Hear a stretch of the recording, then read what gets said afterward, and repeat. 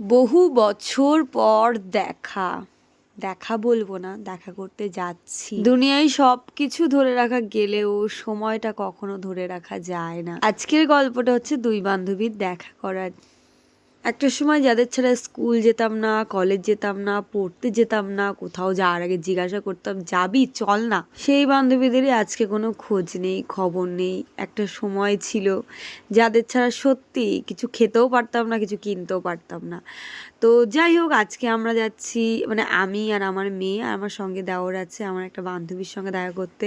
সেই বান্ধবী যার সঙ্গে সেই ক্লাস 5 টু MA কমপ্লিট করা পর্যন্ত একসঙ্গে চলেছি। এমন অনেক বান্ধবী এসেছে, চলেও গেছে, খোঁজ নেই আজ তার। সময়ের পরিস্থিতিতে সবাই হারিয়ে গেছে, কিন্তু হ্যাঁ, কিছু কিছু বান্ধবী এখনো রয়েছে। আপাতত এখন 3জন আমরা রয়েছি যারা একটু কন্ট্যাক্টে থাকি বা টাচে থাকি।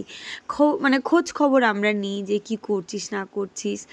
আর সময় এতটা বদলে গেছে যে সত্যি সবার খোঁজ নেওয়ার মতো সময়ও মানুষের আর নেই। আর আমি ভীষণ এক্সাইটেড ছিলাম। ব্লগটা আজকে ভালো করে কমপ্লিট করতে পারিনি, ভালো করে দেখাতেও তোমাদের পারিনি। মেয়েকে নিয়ে দৌড়ে দৌড়ে ছুটেছিলাম বান্ধবীর সঙ্গে দেখা করার জন্য। সঙ্গে দেওরকে অনেক পটিয়েছিলাম যে যাতে আমাকে একটু নিয়ে যায় আমার বান্ধবীর বাড়িতে। বাড়িটা আমার কাকা শ্বশুরের বাড়ির থেকে কলকাতা, মানে কলকাতা আমাদের যে বাড়িটা রয়েছে সেই বাড়ির থেকে বেশি দূর নয়। তো আমি কোনোদিন যাইনি। দেখো এখানে লেক টাউন রয়েছে, আমি কিন্তু লেক টাউনের কাছাকাছি রয়েছি। চন্দননগর থেকে লেক টাউন যে জার্নিটা সেটা কিন্তু কম কিছু নয়, অনেকটাই।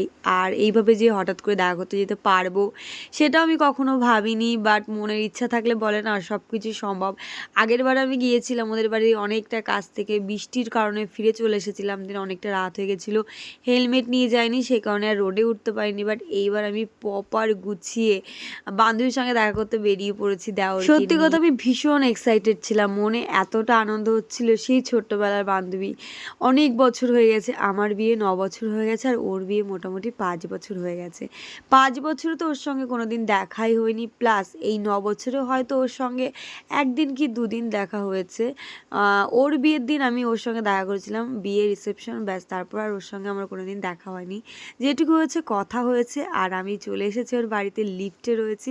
আমি ভীষণ এক্সাইটেড ছিলাম। দেন এরপরে আমি আর ব্লগটা কন্টিনিউ করতে পারিনি, তবে আসার সময় একটু করেছি, অনেকটা গল্প করেছি, অনেকটা মানে আনন্দ পেয়েছি এতদিন পর বান্ধবীকে দেখতে পেয়ে। তো ফাইনালি আমার বান্ধবীর বাড়ি চলে এসেছে আর আমি লিফট থেকে নেমে গেট দিয়ে বেরিয়ে, এই হচ্ছে আমার দীপিকা বান্ধবী, বহু বছর পর যার সঙ্গে দেখা।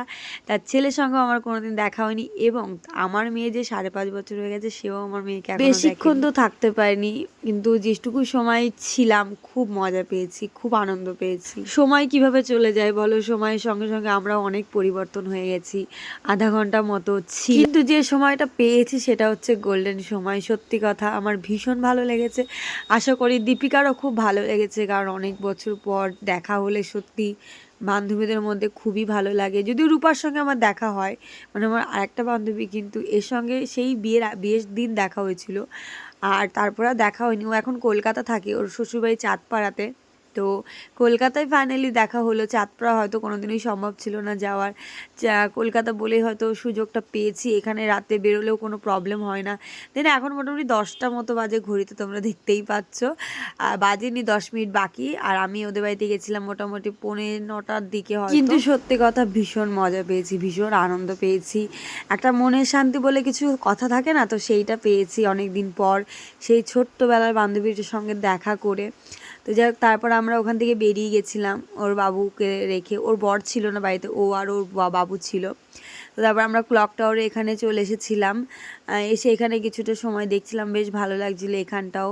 রাতেরবেলা ভীষণ ভালো লাগছিল, ভীষণ আনন্দ পেয়েছিলাম অ্যাকচুয়ালি, মুখে এই জন্য এত হাসি, কারণ বান্ধবীর সঙ্গে দেখা বলে কথা, সেও আবার সেই ছোটোবেলার বান্ধবী যাদের সঙ্গে অনেকের সঙ্গেই সম্পর্ক নেই আর, বা দেখা হয় ওইটুকুই কথা হয় ফেসবুকের মাধ্যমে, বাট সামনাসামনি এখন আর খুব একটা দেখা হয় না। সংসার জীবনে সবাই ব্যস্ত, আর এটাই হচ্ছে মেয়েদের জীবন। যখনই মেয়েদের জীবনে বিয়ে জিনিসটা চলে আসে তখন সব কিছু হারিয়ে যায়। ঠিক সেই মুহূর্ত থেকে দুই বান্ধবীর গল্প শেষ হয়ে যায়। কথাই বলে কিছু গল্প শেষ হয়েও কিন্তু কখনো শেষ হয় না। তো এই যে ফোনের মাধ্যমে, ফেসবুকের মাধ্যমে আমরা যেটুকু সম্পর্ক বজায় রাখতে পেরেছি, আশা করি বুড়ো বয়স পর্যন্ত সেই সম্পর্কটা বজিয়ে রাখতে চাই। বান্ধবীরা এইভাবেই থাকুক। আবারও কবে দেখা হবে জানি না, তবে অবশ্যই চেষ্টা করব দেখা করার। জানি না সেটা কবে পসিবল হবে। আমি যখন যাই হয়তো বাপের বাড়িতে, সে তখন থাকে না, সে যখন যায় তখন হয়তো আমি থাকি না। যাই হোক, আবার দেখা হবে আশা করি। কিন্তু তোমরা এই ভিডিওর কমেন্ট সেকশনে অবশ্যই জানিয়ে যেও যে তোমরা এরকম কে কে আছো যারা বান্ধবীদের খুব মিস করো। সত্যি আমি তো ভীষণ করি সবাই। এক সময় কিন্তু এই বান্ধবীরাই ছিল জীবনের একটা সাথী, যাদের ছাড়া চলতে পারতাম না, যাদের ছাড়া কোথাও যেতে পারতাম না, যাদের ছাড়া স্কুল পর্যন্ত যেতাম না।